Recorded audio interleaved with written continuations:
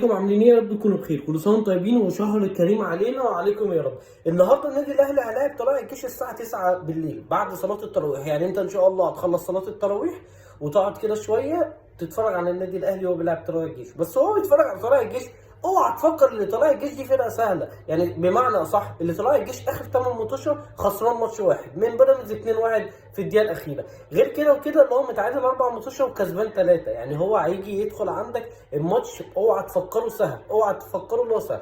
فانت بقى يا عم كولر تبدا في التشكيل بقى كالاتي بقى. نقعدوا بقى نتفننوا مع بعض. مصطفى شوبير عشان احنا في رمضان ومش عايزين نغلطه في حد.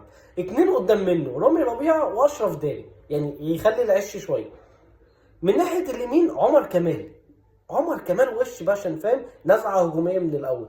ومن ناحيه الشمال كريم الدبيس برضو عايزين نزعه هجوميه. 2 في قلب نص الملعب اللي هو مروان عطيه وقدام منه سيكا احمد رضا. قدام منهم امام عاشور. من ناحيه اليمين حسين الشحات. من ناحيه الشمال اشرف بن شرقي. اما قدام منهم كرادا شار. ليه كرادا شار مش وسام ابو علي؟ كرادا شار عشان هينزل يقتلك المدافعين.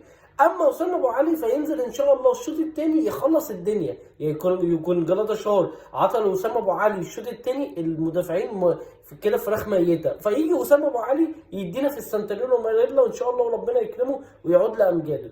وكل سنه وانتم طيبين. وتتوقعوا الماتش يخلص كام؟